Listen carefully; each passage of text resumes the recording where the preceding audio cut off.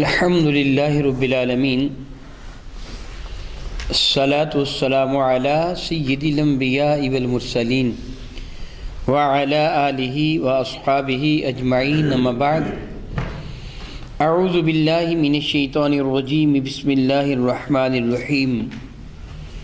بحمد اللہ تعالیٰ کے رب ذوالجلال کے احسان اور کرم سے سبق شروع ہوگا آپ کا سورۃ الزمر شفا کی 37 نمبر شفا سے آگے۔ اعوذ باللہ من الشیطان الرجیم، بسم اللہ الرحمن الرحیم۔ وَلَئِن سَأَلْتَهُم مَّنْ خَلَقَ السَّمَاوَاتِ وَالْأَرْضَ لَيَقُولُنَّ اللَّهُ قُلْ أَفَرَأَيْتُم مَّا تَدْعُونَ مِن دُونِ اللَّهِ إِنْ أَرَادَنِيَ اللَّهُ بِضُرٍّ هَلْ هُنَّ كَاشِفَاتُ الضُّرِّ أَوْ أَرَادَنِي بِرَحْمَةٍ هَلْ هُنَّ مُمْسِكَاتُ بِرَحْمَتِهِ قُلْ حَسْبِيَ اللَّهُ عَلَيْهِ يَتَوَكَّلُ الْمُتَوَكِّلُونَ۔ وَلَئِن سَأَلْتَهُمْ، یا رسول اللہ صلی اللہ تعالی علیہ وسلم، اور اگر آپ ان سے سوال فرمائیں ان کافروں سے جو معبودان باطلہ کے پجاری ہیں، جو بتوں کو پوجنے والے ہیں، سورج اور چاند کی پرستش کرنے والے ہیں، جو مشرکین ہیں، آپ ان سے یہ ایک سوال فرمائیں کہ بتاؤ، من خلق السماوات والارض، زمین و آسمان کو کس نے تخلیق کیا ہے، ان سے سوال فرمائیں۔ لَيَقُولُنَّ اللَّهُ، ضرور پر ضرور یہ کہیں گے کہ اللہ نے بنایا ہے آسمان بھی اور زمین میں۔ ظاہری طور پر یہ چیز اتنی بڑی حقیقت ہے کہ جس کا انکار کافر بھی نہیں کر سکتا۔ ایک بت کا پوجنے والا، اسے معلوم ہے کہ میرا بت بنا کب تھا، اس کا بنانے والا کون تھا۔ آپ جانتے ہیں نا کہ حضرت ابراہیم کا وہ چچا آزر بت تراشی کیا کرتا تھا، بتوں کو بیچا کرتا تھا۔ آج بھی بت بنتے ہیں اور بکتے ہیں۔ آج بھی بت پرست ممالک میں، چائنا میں نے بدھ کے بت دیکھے ہیں، جا بجا انہوں نے دکانوں پہ رکھے، پلاسٹک کے بنے ہوئے بت۔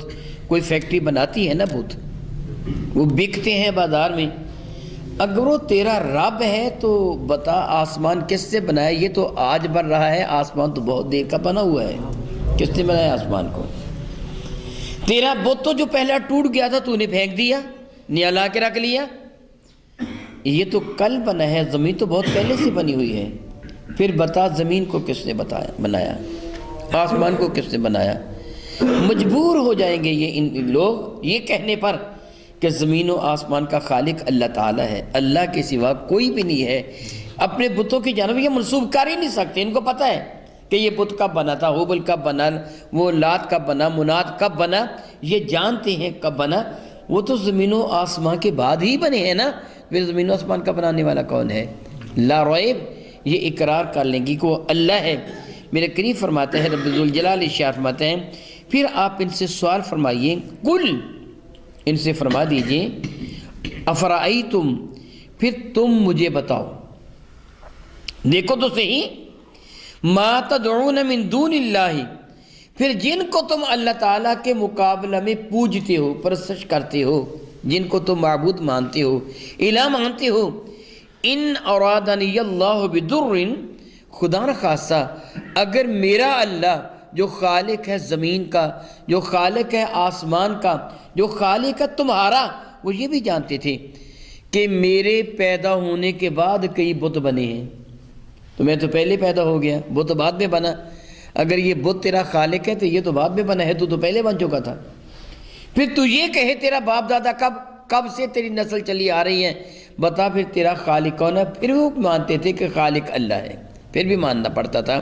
تو رب کریم فرماتا ہے پھر ان سے پوچھو، اگر میرا اللہ جو خالق بھی، جس کو تم بھی خالق مانتے ہو کہ زمین کا بنانے والا، آسمان کا بنانے والا، تمہارا بنانے والا اللہ ہے، اگر میرا وہ اللہ، قل افرأیتم ما تدعون من دون اللہ، تم یہ فرماؤ کہ یہ جو سارے کے سارے جن کو تم اللہ تعالیٰ کے مقابلے میں پوچھتے ہو، ان ارادنی اللہ بضر، اگر میرا وہ اللہ مجھے کوئی نقصان پہنچانا چاہے تو حل ہن کاشفات ضرری، ان بتوں کی جرت ہے کہ اس نقصان کو دور کر سکیں؟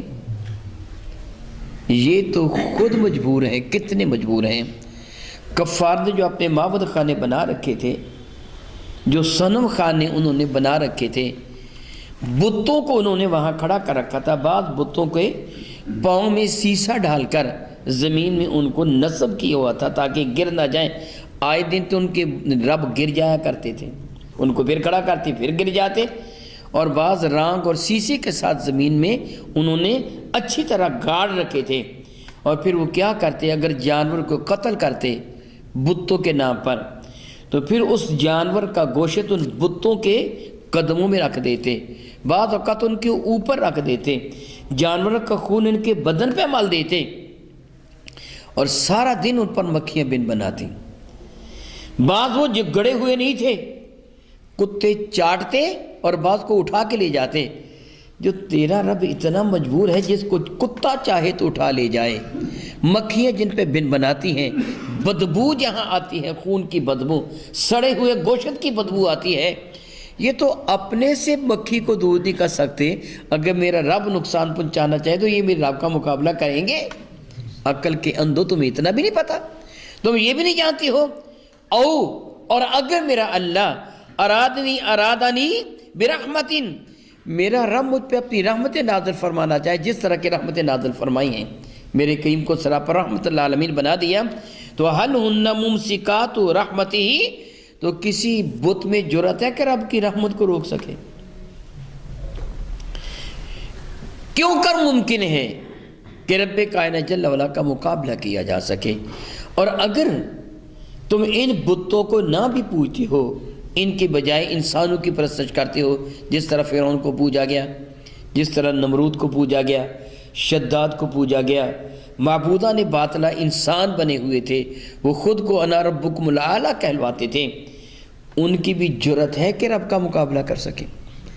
اگر اللہ کسی کو تکلیف میں مبتلا کرنا چاہے تو بچا سکتے ہیں۔ کہ آپ نہیں جانتے کہ فرعون کو رب کائنات جل وعلا نے دریا میں ڈبو کے مار دیا تھا؟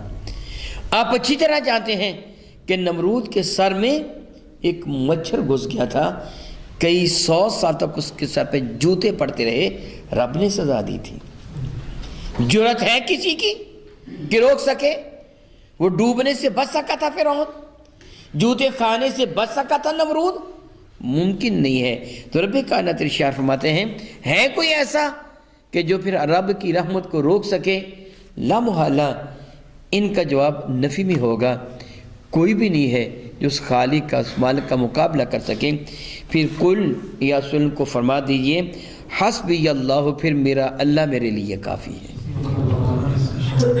مجھے تمہارے بتوں کی پرواہ نہیں ہے، تمہاری پرواہ نہیں ہے، سر جوڑ کے بیٹھ جاؤ، میری مخالفت میں ساری دنیا والے اکٹھے ہو جاؤ، شمع رسالت کو بجھانے کے لیے، شمع اسلام کو بجھانے کے لیے سارے کے سارے سر جوڑ کے بیٹھ جاؤ۔ رب کائنات جل وعلا نے بڑا خوبصورت اشارے گرامی قدر فرمایا کہ یریدون لیطفئوا نور اللہ بافواہہم، یہ کیا ارادہ رکھتے ہیں کہ اپنے منہ کی پھونکوں سے اللہ کے نور کو بجھا دیں گے؟ واللہ متم نورہ ولو کرہ الکافرون، اللہ اپنے نور کو مکمل کر کے ہی رہ گیا، اگر کافر کتنا بھی برا کیوں نہ منائے، کتنا بھی زور کیوں نہ لگائے۔ زمانے بھر کے لوگ اکٹھے ہو کے، میرے نبی تو نبی ہے نا، رب کی وہ مخلوق جو میرے نبی کی فرما بردار ہے، چاند یا سورج اس کو بجھا سکتے ہیں؟ چاہے کہ بجھا دیں چاند کو، چاہے تو بجھا دیں سورج کو، غیر ممکن ہے۔ میں محبوب فرما دو، کل فرما دیجئے، حسبی اللہ، میرے لیے میرا اللہ کافی ہے، علیہ یتوکل المتوکلون، اور اسی پر بھروسہ کرتے ہیں بھروسہ کرنے والے۔ میرے اور آپ کے کریم آقا تاجدار بجم شفیع معظم رحمت عالم نے اشارہ گرامی قدر فرمایا، من احب ان یکون اقوی الناس فلیتوکل علی اللہ، جس بندے کی یہ تمنا ہے وہ سارے لوگوں سے زیادہ طاقتور ہو جائے، مضبوط ہو جائے، اس کو چاہیے اپنے رب پہ بھروسہ کر لے، رب کائنات سب پہ غالب فرما دے۔ اپنے رب پہ بھروسہ کرتے ہیں، رب کائنات جل وعلا اس کے لیے کافی ہو جایا کرتا ہے۔ اس کو باقیوں پہ کامیابی و کامرانی سے ہم کنار کرتے ہیں۔ جس کا حامی و ناصر اللہ ہو جائے گا، بھلا کون ہے جو اس کا مقابلہ کر سکے؟ میرے اور آپ کے آقا تاجدار بجم شفیع معظم رحمت عالم نے ارشاد فرمایا، جس کی یہ تمنا ہے کہ وہ اغنى الناس، سارے انسانوں میں زیادہ غنی ہو جائے، زیادہ بے پرواہ ہو جائے، تو جو مال اس کے پاس ہے، اس مال سے زیادہ اعتماد اس مال پر کرے جو اس کے رب کے پاس ہے۔ یہ تو ضائع ہو جائے گا، جو تیرے رب کے پاس ہے وہ ضائع نہیں ہوتا۔ کبھی آپ نے غور کیا کہ آپ جو کچھ کماتے ہیں یہ ختم ہو جانے والا ہے، لیکن جو اللہ کی رضا کی خاطر اس کی راہ میں دے دیتے ہیں وہ ہمیشہ باقی رہنے والا ہو جاتا ہے، وہ کبھی ختم ہونے والا نہیں ہوتا۔ میرے اور آپ کے کریم آقا رسول عربی نے فرمایا، جس بندے کے دل میں یہ تمنا ہے کہ اس کی عزت میں اضافہ ہو جائے، وہ اپنے رب سے ڈرنا شروع کر دے، اللہ تعالیٰ اس کی عزت میں اضافہ فرما دے گا۔ یاد رکھیے، میری بات غلط ہو سکتی ہے، کسی اور کی بات غلط ہو سکتی ہے، مجھ کو میرے اللہ کی عزت کی قسم میرے نبی کی بات غلط نہیں ہے۔ جس بندے کے دل کی تمنا ہے اللہ مجھے عزت عطا فرما دے، عظمت عطا فرما دے، اپنے رب کا خوف اپنے دل میں جاگوزی کر لیں، رب کائنات عزت عطا فرما دے گا، عظمت عطا فرما دے گا۔ ارشاد گرامی قدر فرماتے ہیں، اے محبوب مکرم صلی اللہ تعالی علیہ وسلم، یہ کافر جن کے ساتھ آپ گفتگو کر رہے ہیں کہ تم اپنے سارے کے سارے بتوں کو اور خود تم بھی مل جل کر سارے کے سارے پوری کوشش کرو، تم میرا کچھ بھی نہیں بتا سکتے کہ میرا رب میرے ساتھ ہے، میرا بھروسہ میرے اللہ پر ہے، اور جس کا بھروسہ پھر رب کائنات پہ ہوا کرتا ہے، دنیا کی کوئی طاقت اس کا مقابلہ نہیں کر سکتی۔ آپ ان کو فرما دیجئے، قل یا رسول اللہ فرما دیجئے، یا قومی معلو علی مکانتکم، اے میری قوم و اے کافرو، تم کام کرو اپنی جگہ پر، انی عامل، میں اپنی جگہ کام کرتا ہوں۔ جس طرح میں قبل ازیں بھی یہ بتا چکا ہوں، جب ناراضگی انتہا کو پہنچ جاتی ہے، جب کسی کا صراط مستقیم پہ آنا غیر ممکن ہو جاتا ہے، علم الہیہ کے مطابق پتہ چل جاتا ہے کہ یہ اب صراط مستقیم پہ نہیں آئے گا، پھر آخری طور پر جملے کہا جاتی ہے، اچھا اگر تو میری بات نہیں مانتا تو نہ مان، پھر جا جہنم میں، جو تیرا جی چاہتا ہے کر۔ اس سے مراد اس کو اجازت دینا نہیں ہوتا، بلکہ انتہا درجے کی ناراضگی مراد ہوتی ہے کہ میں تجھ سے بہت ناراض ہوں، اب تجھے کوئی نصیحت نہیں کروں گا، کہ کوئی نصیحت تجھے اثر پذیر ہوتی ہی نہیں ہے، تو وہ پتھر ہے جس پہ پانی اثر ہی نہیں کرتا، اس لیے اب جا، جو تیرا جی چاہے کر۔ تو یہ اجازت نہیں بلکہ انتہا درجے کی ناراضگی ہے، جس طرح لکم دینکم ولی دین والا یہاں رب کائنات ارشاد فرماتے ہیں، ان کو فرما دیجئے، یا قومی معلو علی مکانتکم، اے کافرو جاؤ تم اپنی جگہ جو تمہارا جی چاہے عمل کرتے رہو، انی عامل، میں اپنی جگہ نیک عمل کرتا ہوں، فسوف تعلمون، ان قریب تم کو پتہ چل جائے گا کہ من یاتیہ عذاب یخزیہ، کون ہے جس کو اللہ تعالیٰ ذلیل ترین عذاب کے حوالے کر دیتے ہیں، ان قریب پتہ چل جائے گا، تمہیں احساس ہو جائے گا، اور پھر تم رو گے، ہاتھوں کو ملے ہوئے، انگلیاں چباؤ گے، لیکن وقت پر کافی ہے قطرہ آب خوش ہنگام کا، جل گیا جب کھیت برسا می تو پھر کس کام کا۔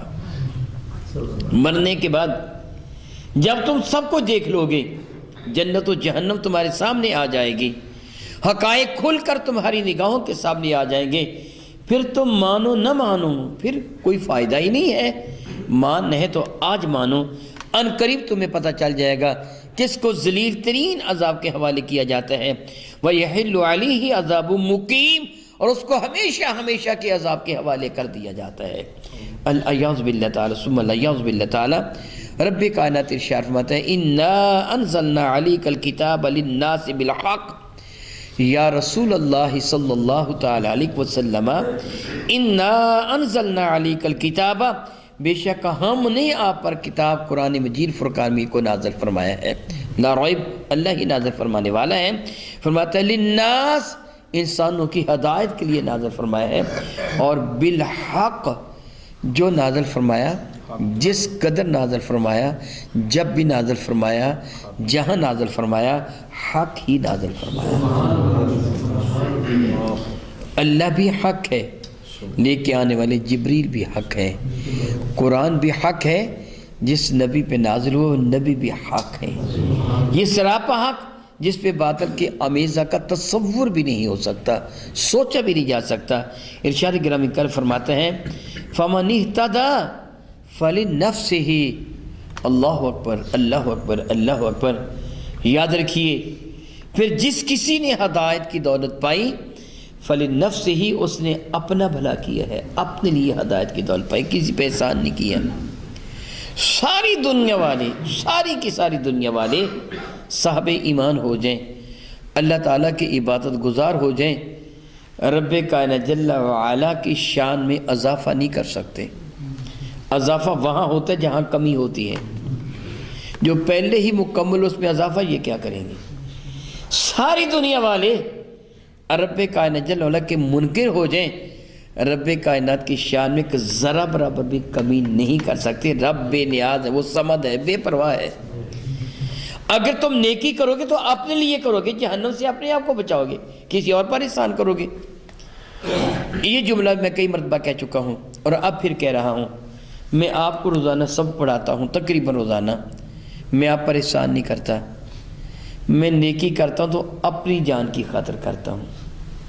آپ تشریف لاتے ہیں پڑھنے کے لیے، کسی پر احسان نہیں کرتے، نیکی کرتے ہیں، اپنے لیے نیکی کرتے ہیں۔ ہاں البتہ آپ کو اور مجھے اپنے اللہ کا شکر ادا کرنا چاہیے کہ وہ توفیق عطا فرما دیتا ہے، اپنے رب کا شکر ادا کرنا چاہیے۔ کتنے وہ لوگ ہیں جن کو اللہ تعالیٰ یہ توفیق عطا نہیں فرماتا۔ میرے کریم کا وہ ارشاد گرامی قدر، ویسے تو ٹھیک ہے، آپ نماز الحمدللہ نماز عشاء ادا فرمائی آپ نے، اور نماز فجر بھی انشاءاللہ تعالیٰ پڑھیں گے، پابندی سے نمازیں پڑھتے ہیں، مگر میں آپ کو کہوں کہ روزانہ ساری رات جا کر درس قرآن کریم سنتے رہا کرو، ساری رات نفل پڑھتے رہا کرو۔ انسان ہونے کے ناطے سے نہ یہ آپ کے بس کا روگ ہے، نہ میرے بس کا روگ ہے کہ روزانہ رات کو نماز نفل پڑھتے رہیں، لیکن آپ جو روزانہ تھوڑی دیر بیٹھ کر درس قرآن مجید فرقان حمید کا یہ لطف اٹھا لیتے ہیں، میرے کریم فرماتے ہیں کہ ایک باب علم کا پڑھ لینا 1000 رکعت نماز نفل پڑھنے سے زیادہ ہوگا۔ 1000 رکعت نماز نفل پڑھنا جان جوکھوں کا کام ہے۔ میانہ روی سے پڑھنے والا 25 سے 30 گھنٹوں میں پڑھے گا 1000 رکعت نماز نفل، اور دن رات کے کل 24 گھنٹے ہوتے ہیں۔ رب کائنات کا کتنا کرم ہے کہ اس سے توفیق عطا فرمائے کہ ہم تھوڑی دیر درس قرآن کریم پڑھتے ہیں اور پوری رات جاگنے سے بڑھ کر ثواب لے کے گھروں کو چلے جاتے ہیں۔ اس لیے کمال نہ آپ کا ہے نہ میرا ہے، احسان رب ذوالجلال کا ہے جو توفیق عطا فرماتا ہے۔ ہم جو کرتے ہیں اپنے لیے کرتے ہیں۔ میں آپ کو پڑھا کر آپ احسان نہیں کرتا، اور آپ پڑھنے کے لیے آتے ہیں، کسی پر احسان نہیں کرتے۔ میں اپنی قبر سنوار رہا ہوں، آپ اپنی قبر سنوار رہے ہیں۔ رب ذوالجلال فرماتا ہے، ارشاد فرما دیجئے کہ فَمَنِ اهْتَدَى فَلِنَفْسِهِ، جس کسی نے ہدایت پائی ہے اس نے اپنے لیے پائی ہے، وَمَنْ ضَلَّ فَإِنَّمَا يَضِلُّ عَلَيْهَا، جو گمراہ ہوا گمراہی کا وبال اسی پر ہے۔ ایک کے بدلے میں دوسرے کو نہیں پکڑا جائے گا، جو مجرم ہوگا جرم اسی کا ہے، اسی کو پکڑا جائے گا۔ وَمَنْ ضَلَّ فَإِنَّمَا يَضِلُّ عَلَيْهَا، جو گمراہ ہوا اس پر گمراہی کا وبال اسی پر ہے۔ سبحان اللہ، وَمَا أَنْتَ عَلَيْهِمْ بِوَقِيلٍ، محبوب آپ ان کے کوئی ذمہ دار نہیں ہے۔ اللہ اکبر، اللہ اکبر، اللہ اکبر۔ یہ شان ہے میرے مصطفیٰ کریم کی۔ پہلے انبیاء علیہ السلام، حضرت سیدنا آدم علیہ نبینا علیہ السلام سے لے کے حضرت سیدنا عیسیٰ علیہ نبینا علیہ السلام تک، وہ انبیاء جو اپنی امم کی جانب صاحب شریعت بن کے آئے۔ علماء فرماتے ہیں پہلے صاحب شریعت نبی حضرت سیدنا نوح علیہ السلام ہے۔ پھر یوں کہیے کہ نوح علیہ السلام سے لے کے حضرت عیسیٰ علیہ السلام تک سب انبیاء سے قیامت کے دن اللہ تعالیٰ سوال فرمائے گا، بتاؤ تم نے احکامات شرعیہ لوگوں تک پہنچائے تھے؟ آپ کئی مرتبہ سن چکے ہیں۔ اور انبیاء وہ بارگاہ رب العزت کریں گے، مولا تعالیٰ ہم نے تیرے احکامات ان تک پہنچائے تھے۔ لوگ انکار کر مولا نہیں پہنچائے تھے۔ پھر رب کائنات انبیاء سے فرمائے گا، یہ خود رب کریم فرما رہا ہے، میرے نبی جو فرما رہے ہیں، میرے کریم آقا نے جو اس کی تشریح بیان فرمائی کہ رب کائنات ارشاد فرماتا ہے وَجَعَلْنَاكُمْ أُمَّةً وَسَطًا لِتَكُونُوا شُهَدَاءَ عَلَى النَّاسِ، اے امت مصطفیٰ ہم نے تم کو درمیانی امت بنایا اور زمانے پر تم کو گواہ بنا دیا۔ وہ کس طرح گواہ بنا دیا؟ میرے کریم آقا نے اس کی شرح بیان فرمائی، قیامت کے انبیاء علیہ السلام کی قومیں ان کی تبلیغ کا انکار کر دیں گی کہ مولا ان نبیوں نے تو ہمیں سمجھایا نہیں تھا، پھر ان کی گواہی کے طور پر امت مصطفیٰ پیش ہوگی کہ مولا تعالیٰ ہم گواہی دیتے ہیں انہوں نے تیرے احکامات ان لوگوں تک پہنچائے تھے۔ وہ لوگ انکار کر دیں گے کہ ہم ان کی گواہی ماننے کے لیے تیار نہیں ہیں۔ رب کریم فرماتا ہے وَيَكُونَ الرَّسُولُ عَلَيْكُمْ شَهِيدًا، پھر ہمارے محبوب تم پر گواہ بن کے آئیں گے۔ مولا میں گواہی دیتا ہوں ان کی گواہی صحیح ہے، جو یہ کہہ رہے ہیں سچ کہہ رہے ہیں۔ ہر نبی سے سوال کیا جائے گا، مگر میرا کریم پروردگار میرے نبی کو فرماتا محبوب تجھ سے نہیں پوچھا جائے گا۔ ہر نبی سے سوال کیا جائے گا، ہر شخص سے سوال کیا جائے گا۔ صحیح بخاری میں سیدنا عبداللہ ابن عمر سے حدیث مروی ہے کلکم راعٍ وکلکم مسئول عن رعایتہ، تم سارے کے سارے نگران ہو اور تم سے تمہارے ماتحتوں کے بارے میں پوچھا جائے گا۔ میرے کریم آقا نے اس کی بڑی شرح بیان فرمائی۔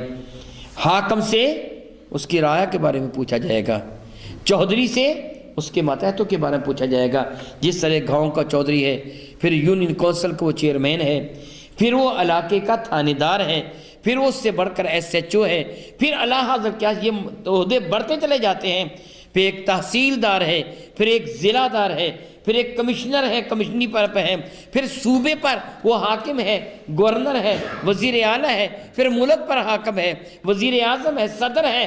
جیسے جیسے ان کے اختیارات بڑھتے جائیں گے، قیامت کے سوال سخت سے سخت تر ہوتا چلا جائے گا۔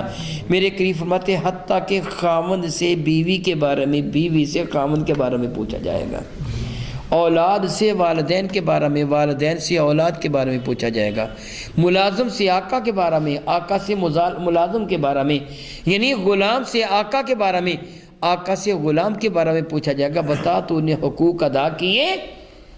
اللہ چاہے گا تو ہر کسی سے سوال فرمائے گا، مگر میرے نبی کو فرماتا تم سے سوال نہیں کیا جائے گا، تم ذمہ دار نہیں ہو، تم سے کوئی سوال نہیں کیا جائے گا۔